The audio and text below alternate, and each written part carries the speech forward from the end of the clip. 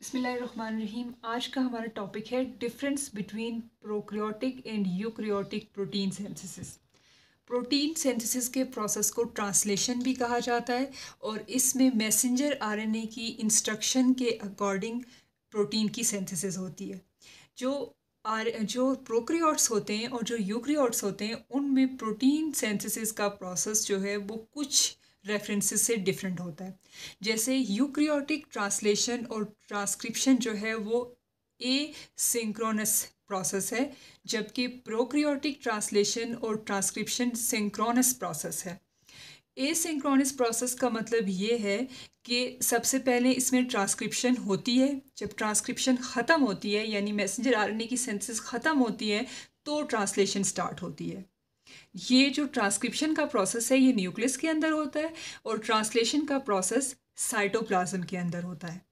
अगर हम eukaryotic cell को देखें तो उसमें ये हमें नज़र आ रहा है कि ये हमारे पास न्यूक्लियस है।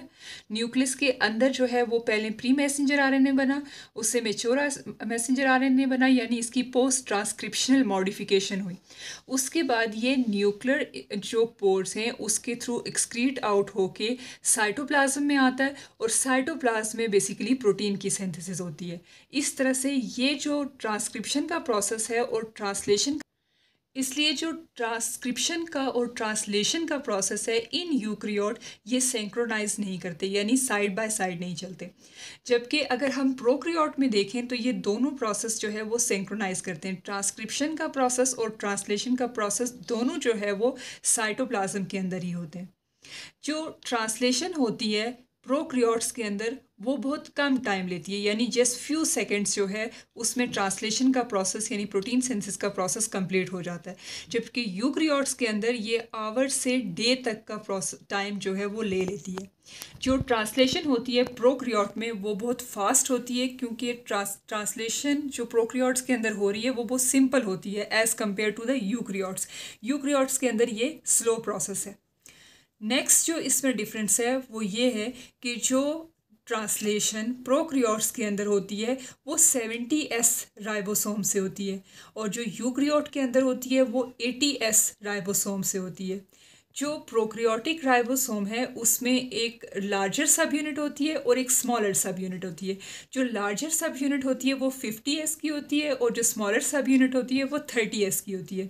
जबकि जो यूकैरियोट के अंदर ट्रांसलेशन होती है वो जिस राइबोसोम के थ्रू होती है उसको 80S राइबोसोम कहा जाता है। उसकी लार्जर सब यूनिट 60S की होती है और स्मॉलर सब यूनिट 40S की होती है। एस जो है वो बेसिकली स्टैंड करता है रेट ऑफ सेडिमेंटेशन की, यानी जब सेंट्रीफ्यूगेशन का प्रोसेस होता है होमोजेनाइजेशन के बाद, जब जो ऑर्गेनल हैं वो अपने मॉलिक्यूलर वेट के अकॉर्डिंग सेटल डाउन होते हैं, तो जो उनका स्पीड होती है कि जिस स्पीड से वो सेटल डाउन हो रहे होते हैं उसको रेट ऑफ सेडिमेंटेशन कहा जाता है। तो जो प्रोकैरियोटिक राइबोसोम है वो 70S है, जबकि जो यूकैरियोटिक राइबोसोम है वो 80S है।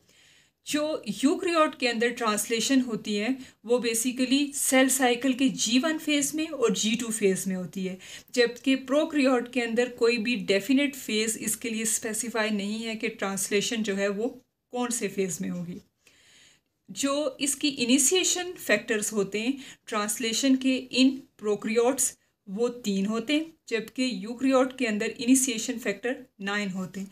इनिशिएशन फैक्टर्स वो फैक्टर्स होते हैं जो कि जब प्रोटीन सिंथेसिस की इनिशिएशन हो रही होती है, जब दोनों राइबोसोमल सब यूनिट्स एक दूसरे के साथ बाइंड करते हैं along with the messenger RNA, तो इस सारे प्रोसेस को जो प्रोटीन असिस्ट कर रही होती हैं वो होती हैं इनिशिएशन फैक्टर्स।